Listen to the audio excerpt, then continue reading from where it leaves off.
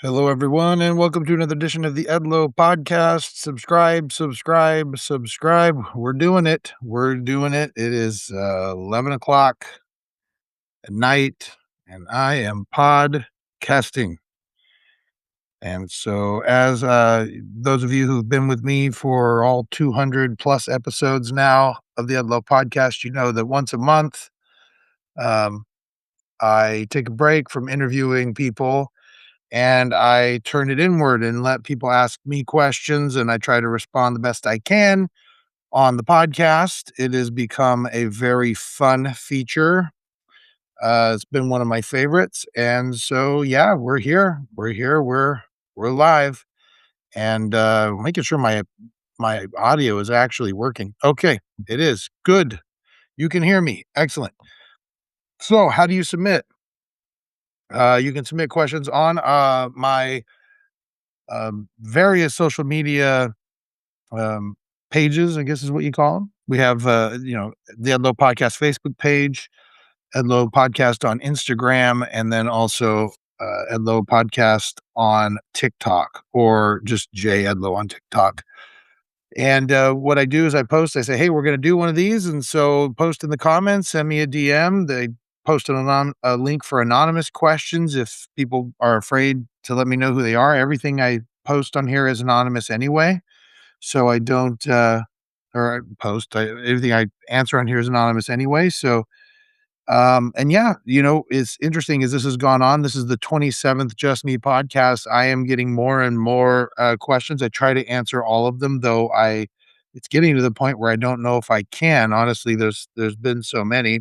This has been an interesting one. A lot of stuff about relationships, some stuff about law, and then just some fun questions. So let's get into it. Also, as I said earlier, subscribe, subscribe, subscribe. You can subscribe to the Edlow podcast on YouTube, Apple Podcasts, Spotify, anywhere that you get podcasts. And so, yeah, let's hit right to it. So here's the first one. This is a direct message I received, I think on Facebook. Here we go. Hi, Josh. First, thank you for the podcast. I've been listening for a while, and it's been a source of encouragement during a really difficult season. Well, thank you. I appreciate that. I'm glad I can help. My family has been hit with one thing after another lately. I lost my job a few months ago, and while I've been applying everywhere, nothing has worked out yet. On top of that, we've had unexpected financial setbacks, and it feels like every time we think we're catching our breath, something else goes wrong. I'm trying to keep my faith, but if I'm being honest, it's getting hard. I pray, I read my scriptures, and I try to stay positive, but there are days where I wonder why it seems like the challenges just keep coming. It almost feels like as soon as you get through one trial, another one is waiting around the corner. How do you keep trusting God when life feels like an endless series of setbacks? How do you keep believing that things will get better when there's no sign that they're improving? And how do you stay hopeful without feeling like you're just pretending everything is okay? Well, um, you know, I- in my life, what I've noticed is that I've always ended up exactly where I'm supposed to be. The trick has been surviving the road to get there. In my own life, I've had similar struggles, uh, unexpected job loss, financial issues, early in my schooling. That there's the story I've told numerous times about having to losing my job right after I started law school and having to sell my house and do all these things in order to push through. And at the time, while I was going through it, very much did not seem like it was gonna work out. It didn't make sense at the time, but now with the benefit of hindsight, looking backwards, while I was going through those things, it was exactly what needed to happen to get me to the next spot, which was a spot I didn't even know I wanted. And so just trust that God is in control, that you are going to get to exactly where you're supposed to be. One time I heard in um, an elders quorum class, and I very much agree with this, that the God or the spirit, whatever you want to call it, is a lot like a GPS system. If you think about, if you're an Apple user like me, you think about Apple Maps, or if you're a Android user, Google Maps, whatever. Um, what I've noticed is I can put my destination in, and I can take as many wrong turns as I want. It will keep recalculating, and it may take me a lot longer, but eventually I'll get to where I'm supposed to go. So just bury your head and keep moving forward, and this too shall pass, friend. Hope it works out for you. Okay, here's an interesting one. What do you think is the real problem with dating and relationships right now? Men think that all women are crazy or feminists, and all women think most men are lazy and traumatized and won't do the work. Most people are having a hard time after 40 finding a spouse. Is it just because when we're younger we are so ignorant? Uh, because I did see a post from a doctor that said men are struggling big time. Because school has been designed for girls for so long, most men have not learned how to emotionally cope and become a man. Well, uh, and that was it. Okay, so, well, yeah. So let's start with the first question. What's the deal? Let me start by saying this. I think the biggest issue is everyone seems to just be pointing the finger at each other instead of doing any self reflection at all. It has surprised me over the course of the last decade as I've talked to people close to me and not, how little self reflection seems to really be going on. If the people in this space, when you're talking about in your 40s, what I would call a mid singles space, spend half the time improving themselves as they do telling the other gender what they think they could improve on, they'd probably have a lot more success. So that's the biggest issue. The other thing I think is really an issue is a fundamental misunderstanding of each other. Um, this particular comment came from someone who was LDS, and so Mormon. For those who maybe don't understand the vernacular, who aren't members of the church, but I think that there has been a very what a difficulty in understanding each other's plight in the way that they have been raised and brought up in the church, because there is I've come to realize there's a great difference within the LDS church of how men and women are taught as they are grown up as to what their specific roles are.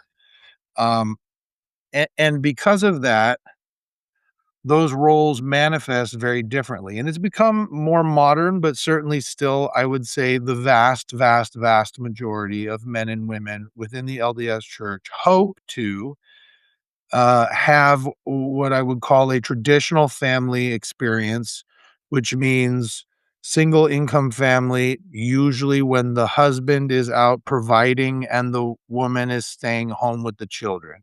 And because of that experience, and most of these people in this space in particular, in their 40s who are LDS, who are dating, have had that experience of some sort, they do not understand each other in any way because they just live completely different lives. Mormon people get married very, very young. They come back, the boys come back from missions at 20, 21 years old, and they are out there just trying to find, as quickly as they can, just trying to find a wife. And the girls, as soon as they're 18 or 19, not all of them certainly. So if there's, I'm sure there's somebody out there going, "Oh, that's not me," and maybe that's true, but I'd say the majority of them are looking to get married fairly young and start having babies, which results in a lot of LDS women not having a professional career of any sort, or very little. And so they don't really understand each other and how each other think and their life experience by the time they reach the age of 40, where these women have maybe had some supporting job, but not the primary, you know, not the primary income. and supporting, largely supporting in a way as a what I would call a homemaker or a stay-at-home mom, and the husband who's been out working out in the world, and they just don't understand each other because they've never had the other's experience, and so that's another issue. Now, as far as this doctor, I think I probably saw the same thing you did, and I disagree. I don't understand. Emotionally cope with what exactly? What? Like the men don't know that you need to, that a college degree will result in higher incomes, or that you need to be trained in some sort of skill. And because of that, and because women are actually going and getting trained in those skills, they're being passed up financially. Like I don't understand what the issue is here. Um, uh, Again, this is an issue that I see a lot, particularly with LDS men in this space where they think that women are looking for perfection, and that's just simply not true. What they're looking for is they're looking for a man. They are Most of the women in this space are looking for some form of a traditional LDS experience, meaning they wanted to have a husband who is supporting financially, someone who is the head of a household, meaning that, he's a good dad and helping around the house and doing these things, and if you're not in a position to provide that, yeah, they're not really interested in you. And so, I mean, if there are things that you're seeing there, again, look at the self-reflection, and if you're seeing something that women want that you're not getting, maybe you should go and get that, whatever that thing is. So, um, probably not a popular opinion, but there it is. Um, LeBron to the Sixers, what do you think? I hate it. I hate it. I hate it. I just, man, every time I think that LeBron James couldn't do anything to make me feel like he is just, God, it just makes me so, ugh, ugh, bleh. I can't, uh, he's going to the Sixers with Jalen Brown, Joel Embiid, Tyrese Maxey. Like, what? I mean, basically, a team of future Hall of Famers in hopes to getting 1 or 2 more rings. Like, come on, can we give this up? I mean, he's not the greatest of all time. He never will be, and it's just sad. But I gotta tell you, I'm hoping and praying that the Celtics somehow knock them out of the playoffs. I hope so much. It's gonna be interesting. It's gonna be fun to watch because I know from what I've read, Jaylen Brown and Joel Embiid are both pretty vocal on the team. And, that didn't work super well with LeBron James and Russell Westbrook. So it'll be interesting to see if there's any sort of clashes there. And plus, also, all these players are pretty ball dominant. So I saw last year in the Lakers that LeBron seemed content to kind of take a back seat to, um, to be kind of a third option on the Lakers. So I wonder if he's going to be okay with doing that on the Sixers. I don't know. But the East is actually looking a little more exciting now with some of the trades that have happened. So we'll see. I don't know. Um, is that Travis Kelsey? Okay, that's uh, so I posted. eh, For those of you who don't know, I posted a picture of myself. You know, trying to like a picture of, hey, I'm looking for just me stuff, and there's a portrait of me on the post, and someone posted, "Is that Travis Kelsey?" I've heard that before.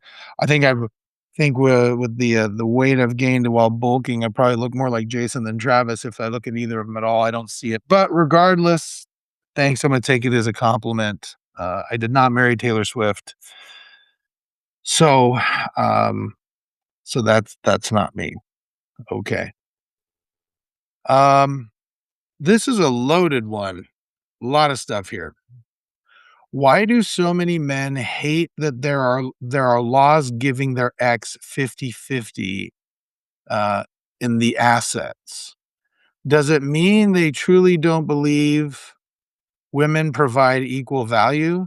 I see so many men praise women and mothers until a divorce. Then it's, well, I made the money. It's heartbreaking to see women resign themselves to poverty because they haven't worked for years. On the other side, my friend makes over 60,000 per month. Her husband cheated and was even in the newspaper for sexually abusing women, but she pays him alimony and doesn't hate all men for it. Maybe I'm biased from my own experience. I feel like there's a lot of resentment and it takes me off guard. Well, that's a lot. Um, I would say I think your own experience is probably giving you a different perspective, and that's understandable. And I also think it's difficult to generalize because every divorce is different. I To be honest, I don't have this conversation very often, so I don't have a broad sample size to say that most men think one way or the other. Um, the few men that I do know haven't particularly complained so much. I mean, nobody's excited about giving away 50% of the assets, but they're not really complaining about that. It's more about the system generally. Um, uh, they're not generally criticizing the idea that a stay-at-home spouse or maybe not criticizing, they're not how do I say this? The few men I do know who have complained about the system generally aren't criticizing the idea that a stay-at-home spouse contributed the same to the marriage. The complaints are more how the legal process can work. So, for example, they'll talk about divorce attorneys running up fees knowing that the higher earning spouse or the only earning spouse in the case like you brought up with a stay-at-home mother, will often be ordered to pay all or most of the attorney's fees, or about settlement negotiations where one side takes a position that's completely unfair or asking for more than the 50% of the assets, but the cost of litigating pressures them in settling for a deal that isn't fair. Um, and so I think also, so one of the things that I think is really important to understand about maybe the way some of these men are feeling about the circumstances of divorce, particularly you bringing up, it seemed like you brought up, and I don't know if it was there. I did do some follow up and ask a couple of questions to make sure I was clear about what you were looking for. And you brought up the idea that some men are telling other men that marriage isn't worth it because of the way the divorce works. And to comment on that, in many traditional LDS families, like I was saying before, having one spouse stay home with the children isn't something that was forced on them. It's a choice that the couple made together. So when you think about that, there's kind of a mutual agreement of some sort of a, I don't want to say a contract. I don't want it to sound transactional, but kind of an agreement between the two where the husband agrees that he's going to shoulder the responsibility of earning the family's income and financial security, while the wife primarily takes responsibility for raising the children and managing the home. And both roles have real value. And I'm sure we could have some discussion about the level of who is working harder or whether the husband in most cases is really contributing to the household as much as he should. Um, but but generally they both have real value. And I think where some of the resentment comes from is that after the divorce, the homemaking responsibilities to the former spouse naturally end, but the income earning spouse's financial obligations can continue for years and decades after divorce. And on top of that, in states like California, if you're a high income W-2 earner, you already lose a substantial portion of your income to taxes before paying child or spousal support. Um, uh, some of those things, are non-deductible for the earning spouse and are not taxable for the non-earning spouse. So there's the taxes are basically the shouldered on that money by the earning spouse. And, um, with all of that, it can feel like they're continuing to carry significant obligations long after the marriage has ended while they're not receiving any reciprocal support. So, does that mean that the complaints are justified? No, it certainly doesn't excuse bitterness towards women as a whole. It's certainly not it's certainly not a view I necessarily espouse, though I understand it.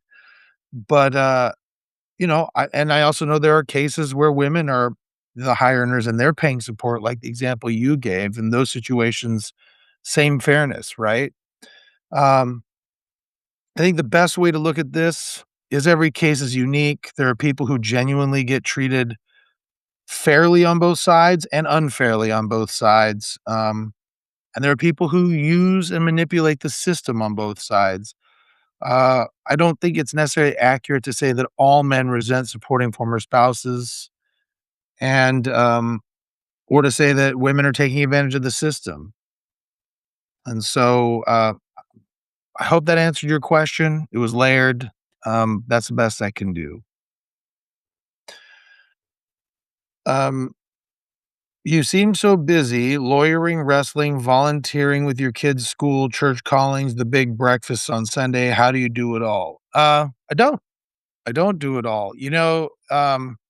I think it's really important to remember that I saw a meme that a friend of mine, a wrestling friend of mine, Dave Luster the legend, one of the best wrestlers in Northern California. If you ever get a chance to check him out, he posted something and I stole it from him that said, "Don't let social media, what does it say? Don't let social media speed you up. Nobody's posting their failures." And so, um, yeah, I got a lot going on. Like I said, I'm here. It's 11:30 at night right now, and I'm doing a podcast. I'm going to be up at about 4:30 to hit the gym. So, I'm sacrificing some sleep here, but my house isn't particularly the cleanest, and dishes aren't always done quickly or efficiently, and sometimes the laundry gets a little piled up, and sometimes you run a little bit late or you don't answer every text or you don't answer every call, and that's okay. You're doing the best you can. Okay. And so everybody's working at the best capacity they can. Um, but I appreciate it. I do a lot. I do care a lot and I do enjoy doing all of these things. So thank you for recognizing it. What do you enjoy most about being a father? I, th- I mean, I don't wanna be too general, but I think just watching them grow into real life humans has been my favorite part. Uh, Watching them find their passions, watching them grow up and become curious and be able to articulate a worldview and figure things out. That's been the biggest reward so far. I've loved every stage of life for all of my kids, but I think this stage um, most of the time has become my favorite. All of my kids are teenagers. They're in various stages. I got one that graduated high school, one that's a senior, sophomore, and eighth grader.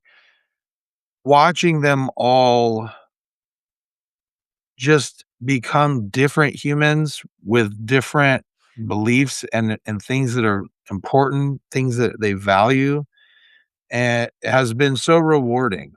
Sometimes I see my influence and sometimes I don't. And sometimes I see things and I have no idea where they came from. And it's actually a testament that some of these kids just are bred certain ways for some reason. And it's just been a joy to watch.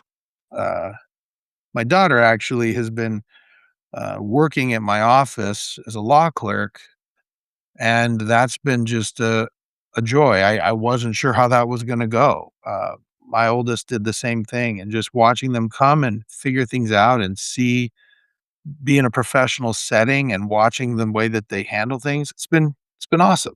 And so, yeah. Um, What should women know about their husbands to make them better wives? Ugh, geez, you guys are being deep, and tough. I don't have all the answers. By the way, if you ever get a chance to try Canada Dry Cherry Fruit Splash Cherry Ginger Ale, 0 sugar, it's actually pretty good if you like 0 sugar soda. Anyway, so okay, what should women know about their husbands to make them better wives?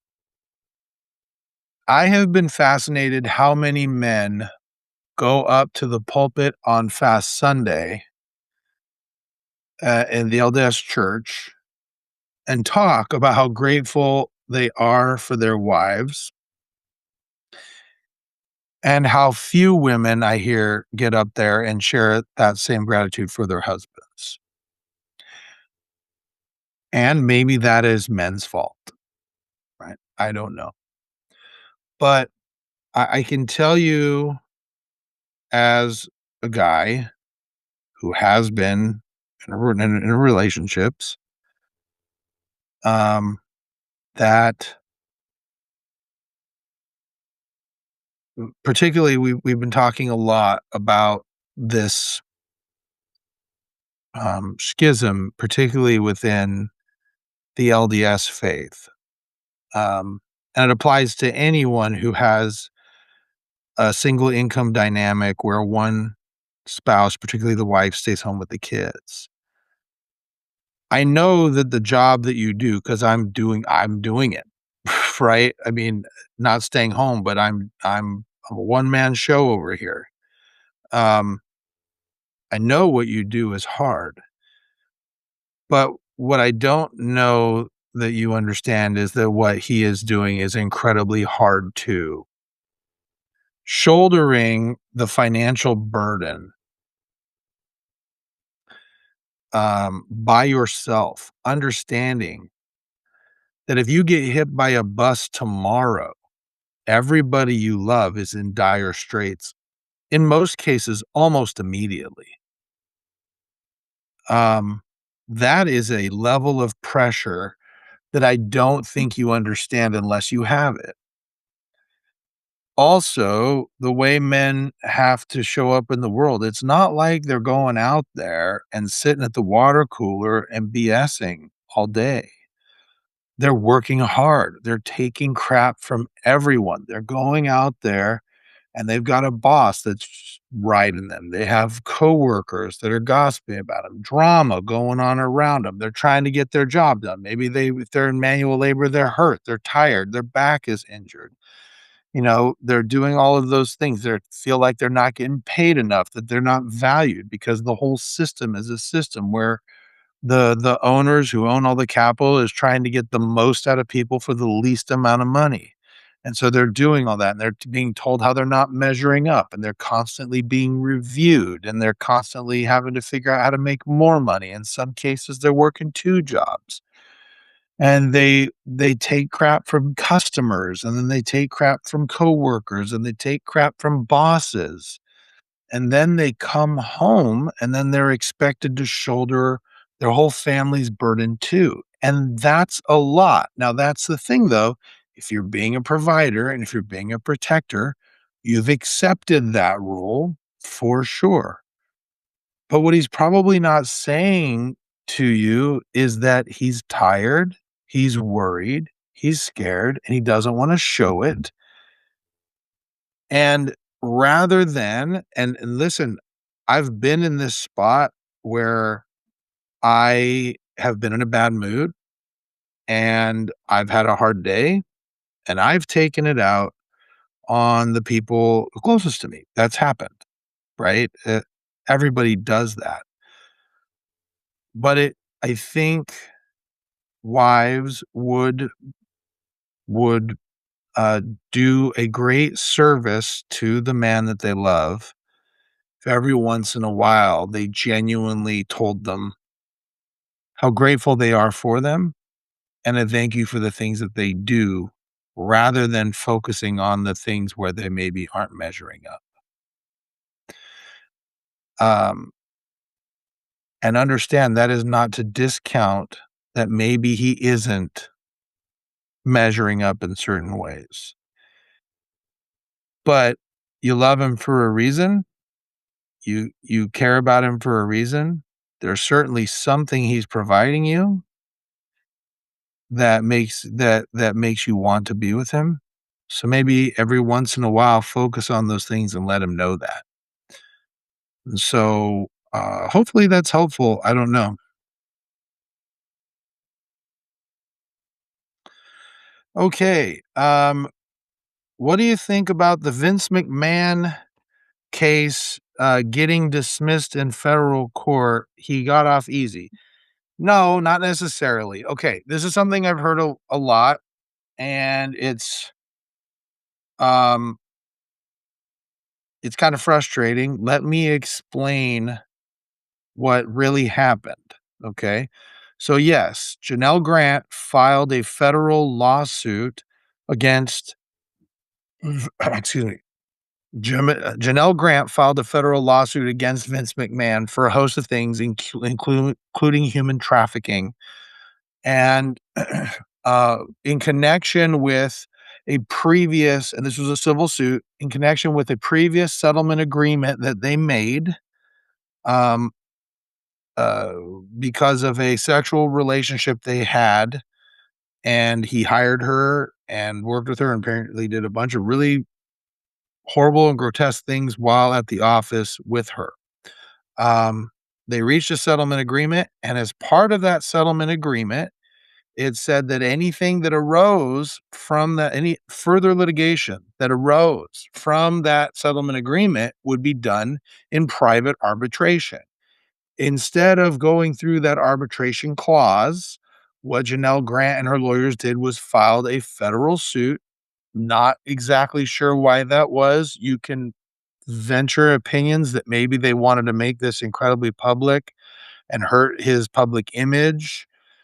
Um, or maybe they thought that they had legitimate grounds for doing it. Regardless, eventually both sides have reached an agreement that they are going to dismiss the federal claims against Vince McMahon and proceed with any lingering issues in private arbitration. So Vince McMahon did not necessarily get off easy in that it's not like there's not continuing litigation going on. It just means that it's being removed from the public square and the court to private arbitration. Now, I'll tell you that those arbitrations are there largely to benefit the side who wanted the arbitration clause, which was Vince McMahon. So in that way, it is a victory for him because we're not going to hear anything about what happens in the private arbitration. So the public image part of that is done. But it's not like she's not going to continue moving forward on the case and there's not going to be further settlement negotiations and things of that nature. So that's what's really going on with the Vince McMahon stuff. Okay. All right.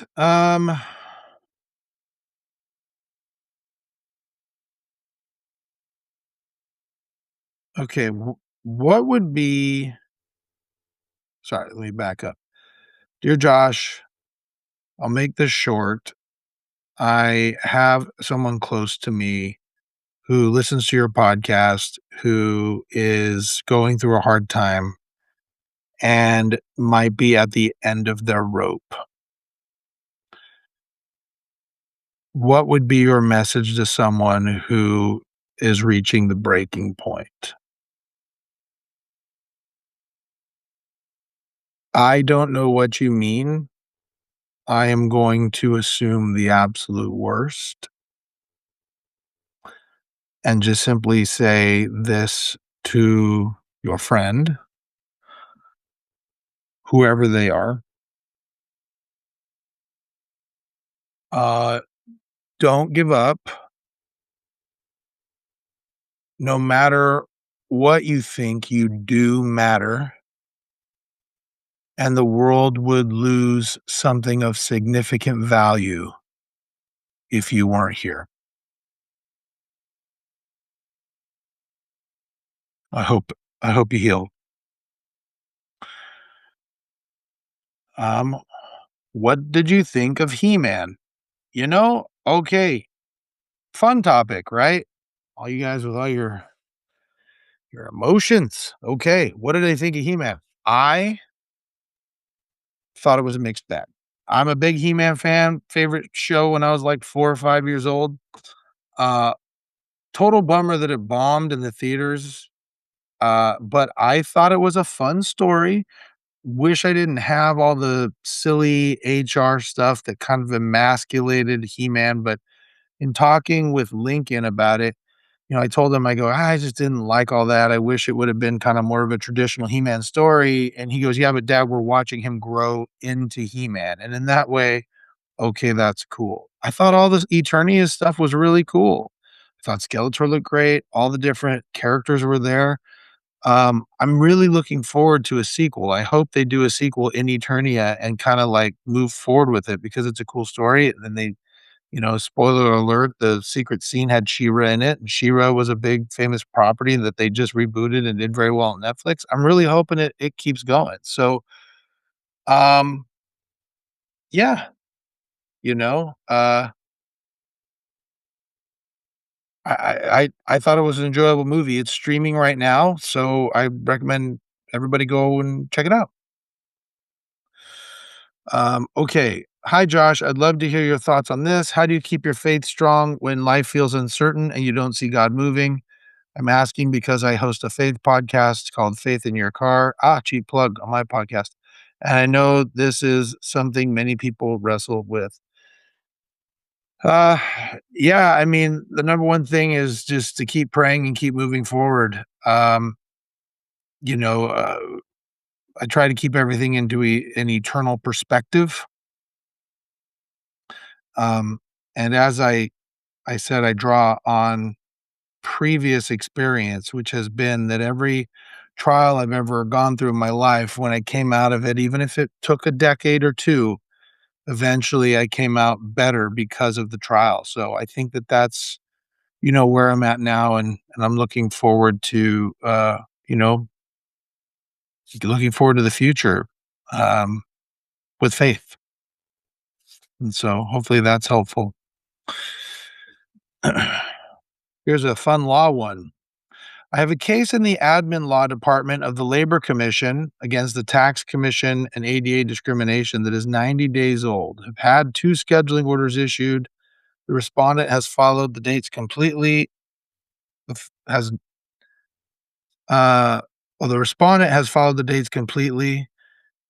Uh, we filed 4 motions. The judge hasn't peeped on, even though the statute of limitations has passed on all but the last one. And I'm starting I don't know if that's the right word, statute of limitations. You're probably thinking deadlines for response. It's passed on all but the last one, and I'm starting to feel my due process rights are being stretched. Any advice? I know judges get a lot of leeway to run their courts, but for him to have not commented or follow his own scheduling orders at all seems a tad much. Um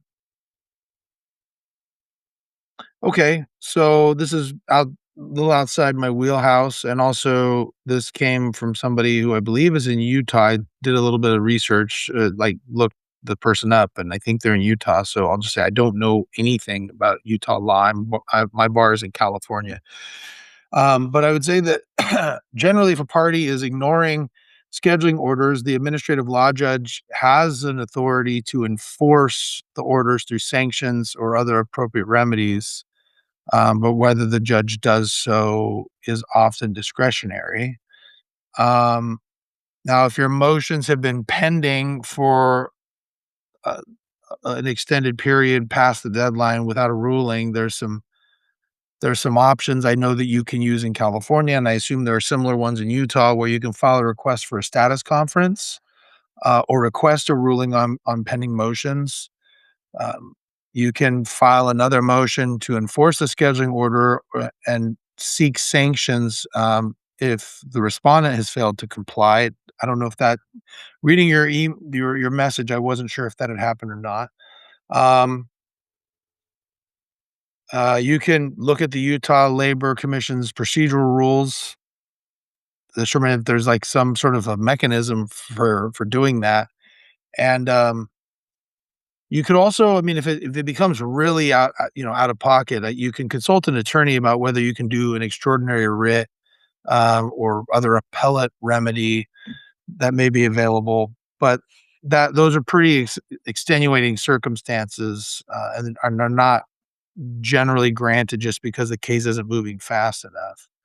Um, as far as due process rights, missing a scheduling order is not necessarily going to automatically violate due process, but if failure to rule or failure to respond to motions are preventing you from getting meaningful representation, um, you certainly want to do some sort of objection on the record.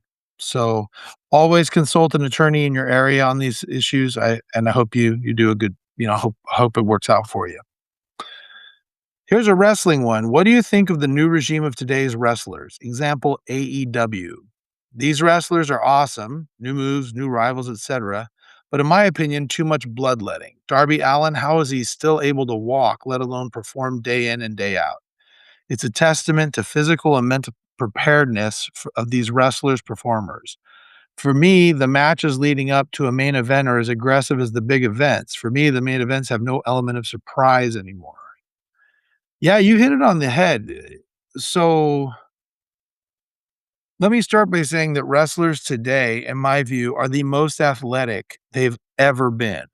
I mean, like Darby Allin is incredibly athletic. So is, I mean, Seth Rollins and what's the guy's name? Will Ospreay is incredible. Ricochet. I mean, holy cow, these guys can do anything. They defy gravity. The thing is, though, is that the storytelling psychology element is severely lacking. Um, the Undertaker said it best, and I try to incorporate it in my own wrestling, where he said, "All the wrestlers these days are focused on the moves, but the moves are just there to help tell the story." Um, my every time my kids get into wrestling and they start telling me they love one of these guys, I always go back and I show them Hulk Hogan versus Andre the Giant. And I show them, I go, "I want you to see this match."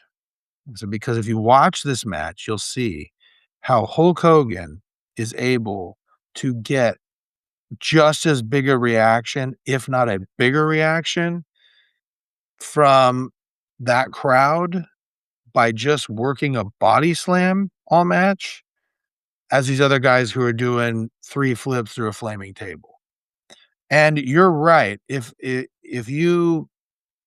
every time you do one of these big matches, you have to top yourself to keep getting the pop. Once they've seen a guy do a 720, double flip onto a flaming table, eventually that's not gonna get them excited anymore. Now you gotta go 20 feet up and do 4 flips through 2 flaming tables, and the guy's actually gotta be on fire for a few seconds for people to go crazy.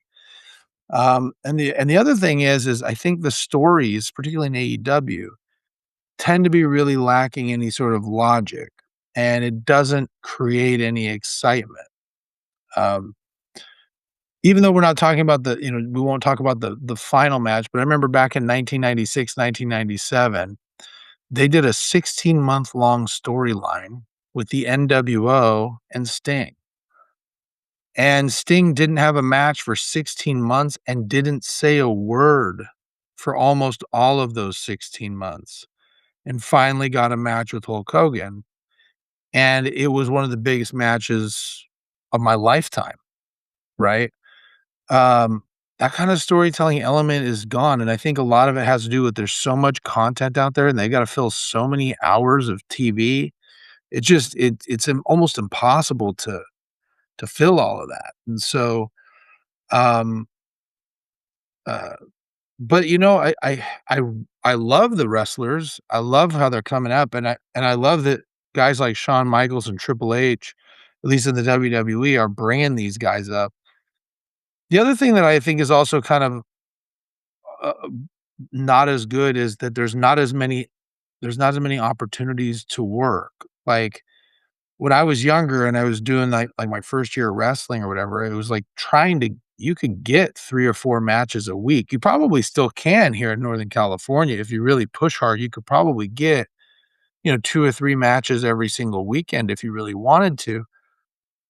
But I mean, when the WWE isn't doing live events like they used to anymore, and AEW, all they do really is TV. There's very few house shows. They're not doing, they're not traveling 2, 300 days a year. Hard to get the reps to be truly good at your job when you're not having that many matches. So, um, I think these wrestlers have all the potential in the world. I just don't know how they reach the echelon of these other guys. But Roman Reigns did it. I mean, he's one of the best ever, I think. I love watching Roman Reigns. Everything about him is just so good. Seth Rollins too. I think Seth Rollins is the Macho Man to Roman Reigns' Hulk Hogan. I mean, I really do. So, we'll see. And I'm a big CM Punk fan, obviously. So I've loved him for years. So, um, great question, by the way. Um, Hi, Josh. Just curious how your understanding of spiritual warfare and knowing the tactics of the enemy and how he influences others has impacted your strategy used in your legal cases. I don't know. Well, strategically, I mean, I never lie in any of my cases. I never take a case that I don't believe in. And if I ever have a client that lies to me, um, I drop the case. Um, I also spend a lot of time with my clients the first time they come in.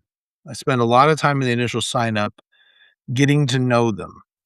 Um, and the reason for that is because my mentor told me that you should never take a case that you wouldn't be willing to sit next to the client in the courtroom for a week. So if I get the sense that I wouldn't want to try their case, I don't take it. And so now, when we take our oath as an attorney, we take an oath to zealously advocate for our clients. And um, some attorneys, not very many that I know, but some attorneys take that to mean that they should do things that probably, you know, blur the lines um, as to what is appropriate or ethical and not. I try to stay as far away from that line as I possibly can because I truly believe in what I do. As a trial attorney who works on personal injury and wrongful death cases, believe in every single one of my cases. And I want to be able to look myself in the mirror and say that I was one of the good ones. And so hopefully that answers your question.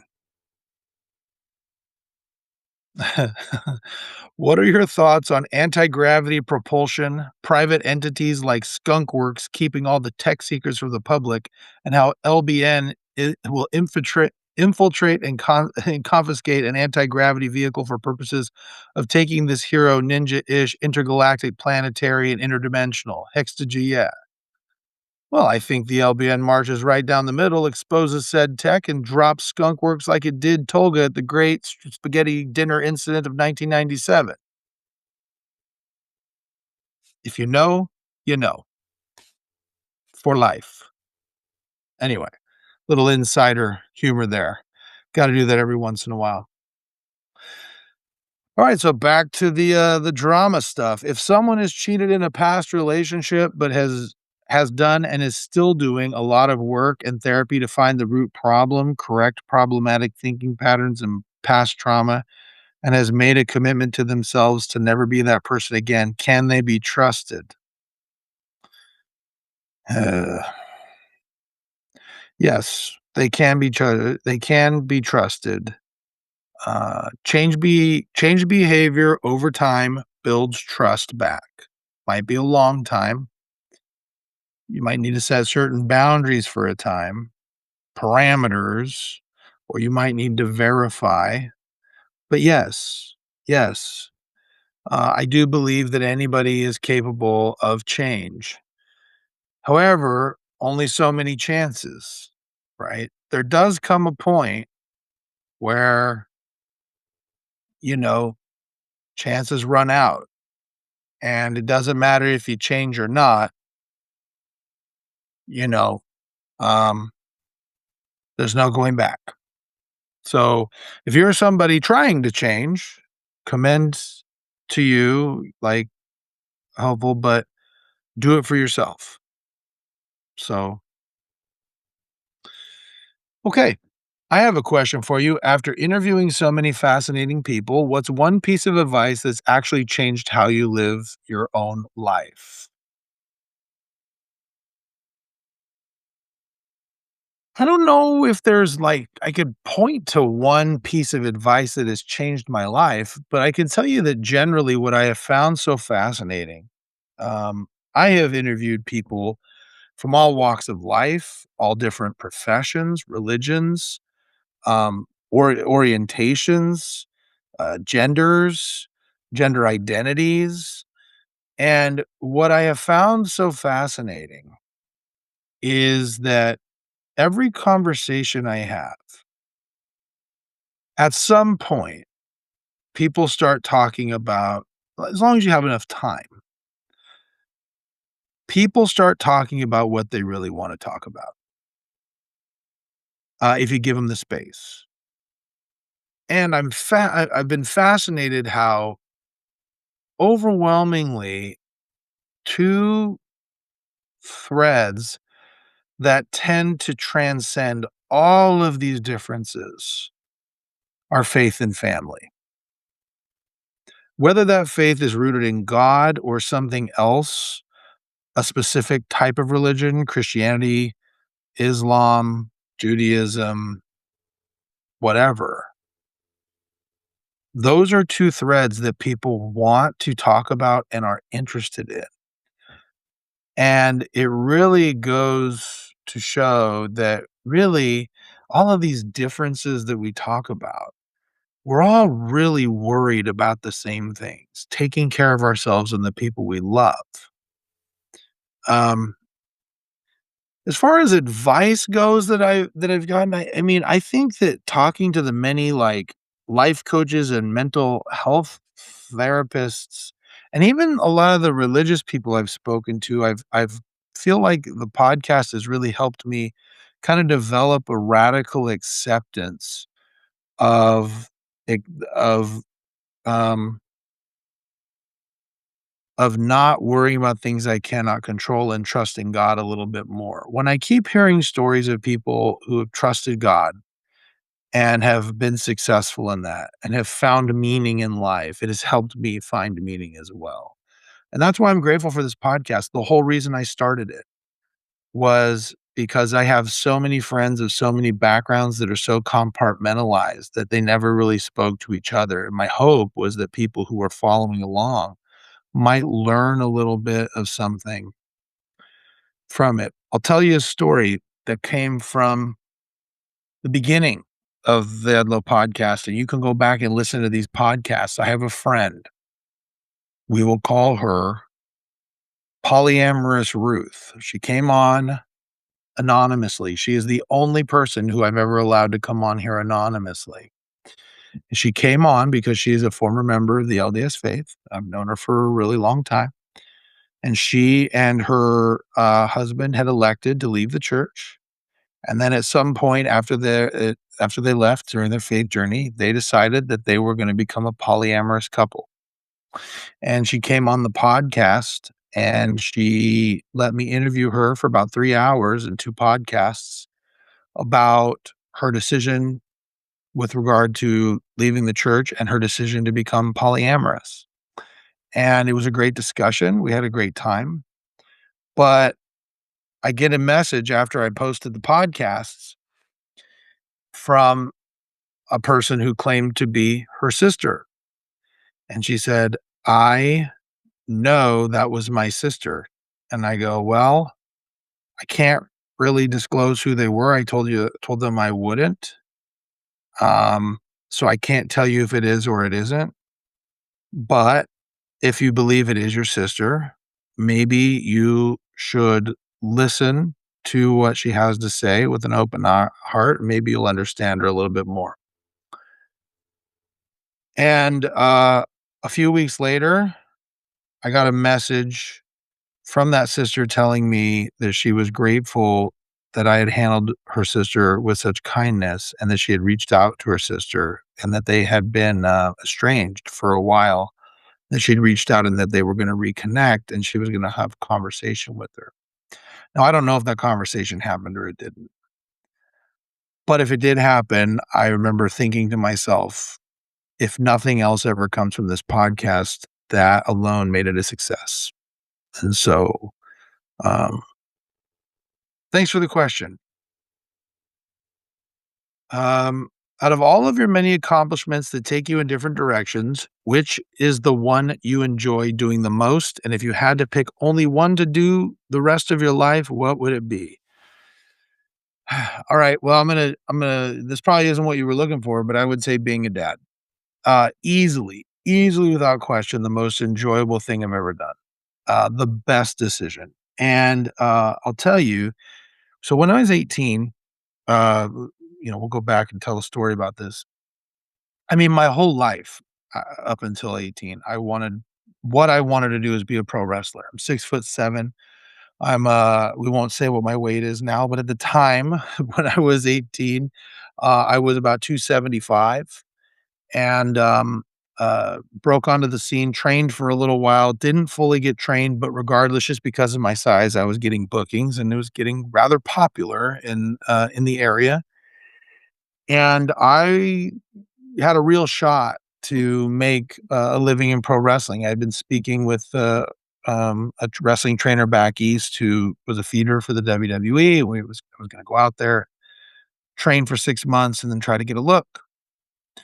And then I decided to go on a mission for my church. And when I went on the mission, I started to reflect, and I knew the one thing I definitely wanted was I wanted to have a family. And when I thought about it, I realized, well, if I became a pro wrestler, I'd be traveling all the time. And in those days, it was 250, 300 days a year. It was during the WWE Attitude Era. So there was a lot of cussing, a lot of scantily clad women, a lot of things that were not conducive to, say, the LDS family lifestyle. So I made the conscious decision when I came home that I wasn't going to pursue pro wrestling, which was my dream and something I'm still incredibly passionate about because I wanted to be a present father. And I can tell you that there would have been no accomplishment that I could have made in pro wrestling that would have even come close to compensating for the reward I've had the last almost 20 years of being a dad. It was I love spending time with them. I get a kick out of them. I love their energy most of the time. There are some times when they're real out of pocket, but, like, I love everything. Just their barbs, watching them, argue with each other, watching them laugh, watching old videos. I just get a kick out of all of them, and they're great. They really are good people, and, so proud of them. So, that's that one. Okay. Um, we are almost reaching the end. I think we got a couple more here. Okay. Yeah. Hi, Josh. I'm 20 years old, and honestly, I feel like I'm standing at a crossroads with no idea which direction to go. I've been thinking a lot about serving a mission. It's something that's really important to me. At the same time, I'm trying to figure out my education and career. The problem is that I have a lot of interests. Some days I think I'd love to be a teacher because I enjoy helping people learn. Other days I think law sounds fascinating because I like debating ideas and solving problems. Um, Then there are days where I think I'd be happiest owning my own business or doing something entrepreneurial. The more I look into different careers, the more options I seem to find. And instead of making the decision easier, it makes it harder. I feel like I'm afraid of choosing the wrong path and wondering what could have happened if I'd picked something else. Everyone keeps telling me that I'm young and have plenty of time, but that almost adds more pressure because I feel like I'm supposed to be making decisions that will affect the rest of my life. How did you know what you wanted to do? Did you always know you wanted to become a lawyer? Looking back, what advice would you give someone who's trying to figure out their future but feels overwhelmed by all the possibilities? And how do you know when it's time to stop thinking and just commit to a direction? I'd really appreciate hearing your thoughts. Well, I kind of already just told you a little bit of the story, right? I thought I was going to be a professional wrestler. Um, I took active steps to do that. Um, I actually, for a year after high school, back then, the being a member of the church, you didn't go on a mission until you were 19. I graduated at 18, so I had about a year before I could go. So I spent that year working full time and then touring and wrestling on the weekends, and, had a great time doing it. But that's what I thought I was gonna do, and then I went on my mission, and I knew that I wanted to be a present, husband and father. I didn't wanna be off, doing my traveling all the time and missing everything at home. So I decided instead I wanted to do something else, and law had always been something that had been very interesting to me. Uh, I took some classes about constitutional law and other things. Always seemed to enjoy debating. I always seemed to be interested in politics and human behavior. Enjoyed public speaking quite a bit. So being a trial attorney did interest me, and then I spent the last 7 months of my mission, serving in South Bend and, in Indiana, and most of the ward mission at that time that I was in were the law students from Notre Dame and Patrick Mason, who was a PhD in religion, and there were some other religion PhDs there as well.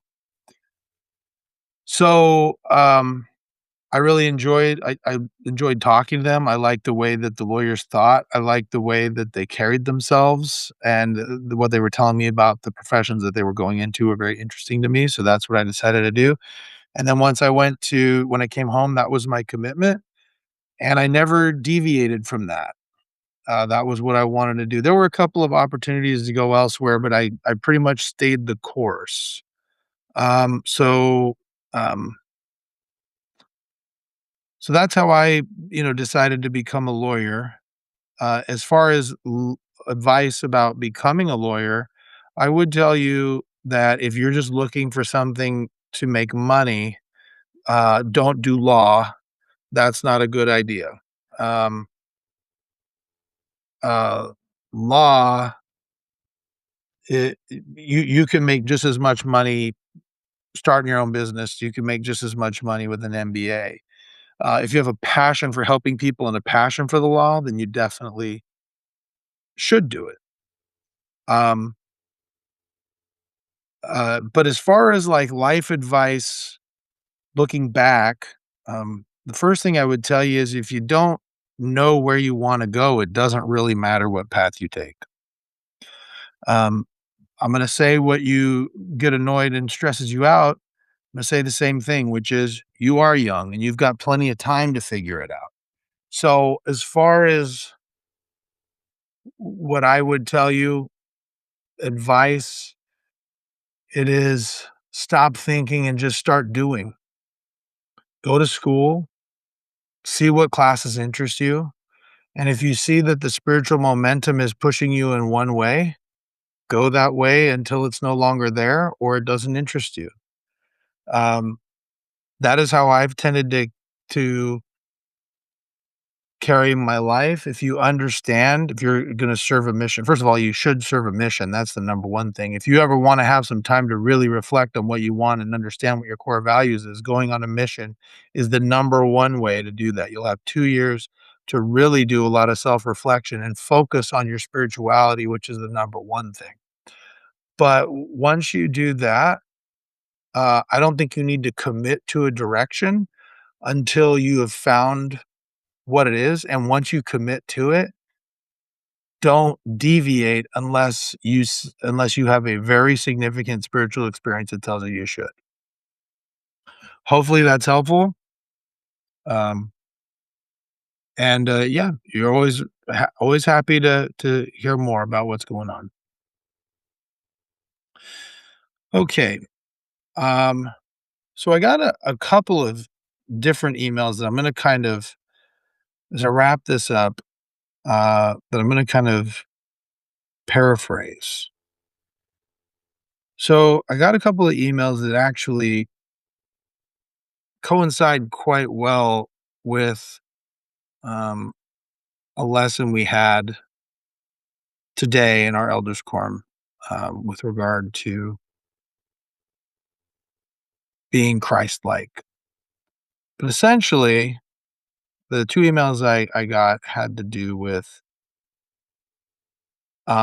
feeling as if they were being hypocritical because they were not living the standards um, the way that they think that they should. And I won't share the details here simply because they gave some details, both of them that might give away who they were. So I'm not gonna do that. Um, but so the next thing I'm gonna say is something that has to do with basically the question of uh, how is it that you can continue in the faith, understanding that let me put it this way. Basically, the questions were more like, how do you push forward through the shame, knowing that it's impossible for you to be as righteous as God expects you to be? So I might have butchered that a little bit, and if I did, I'm sorry. You reach it out, and I'll try again next month. But that is what I gathered, and there was a lot in one of them about hypocrisy within the church, hypocrisy within Christianity and Christians in general, not just LDS Christians, but all Christians. So my answer to that is yes. Yes, all Christians are hypocritical. That is true. Everyone is hypocritical. That's the point. Christianity, as God put it, as Jesus put it, is an aspirational standard. It is not attainable here in this life. Jesus said, "Be ye therefore perfect, even as your Father in heaven is perfect." That is not something that you can do here. You are an imperfect vessel. And so the the trick here in my mind, in order to be a true disciple of Jesus Christ, even though you are imperfect and may make mistakes, even grave ones, is to simply do this. And this is the way that I've squared this in my own life and in my own imperfect brain. And that is that I profess that I am a disciple of Jesus Christ. And that profession comes with a set of core values that I am projecting to the world, that I believe in. And as I move through my life, I am routinely, continually asking myself, is my conduct towards God and my fellow man in the world and in my private life in alignment with the core values I claim to possess as that disciple of Christ? And unfortunately, I have to say, my conduct is not always in alignment. And in fact, if I'm being completely honest about it, it's very difficult for me to accept how often it isn't. But the thing is that that's true for every disciple of Jesus Christ. And the atonement of Christ can rectify those times when your conduct does not reflect the core values of the Savior. So, with that, when you don't have it quite right, understand that there is a way back, that the atonement can square it, and that there is a way for you to become perfect. And this is a lifelong pursuit. It's not over because your sin, in your view, is grave. I think that sometimes we think, for some reason, that our sin is too big or too great, or maybe we've fallen too far, or maybe we've fallen too far from God's love. And that is simply not true. God loves you no matter where you're at. I know that's true. I felt it in my life. I felt it in different spots. And so I encourage you to hold on to that aspirational standard, hold on to those core values, and simply do your best to realign to those values because they are the values that can make you happy. Okay, that was a lot. Really appreciate everybody. Thank you for giving me such fun questions. Thanks for the Travis Kelsey thing. That's funny. Uh, Appreciate you guys greatly. For those of you who have a question for next month, please reach out. I'm happy to take them all month. And subscribe to the podcast if you haven't already. We've got a long list of more exciting people coming on. Um, Really appreciate everybody who's hung on for the last 200 episodes, and here's the 200 more. Thanks, everyone. Talk to you next time.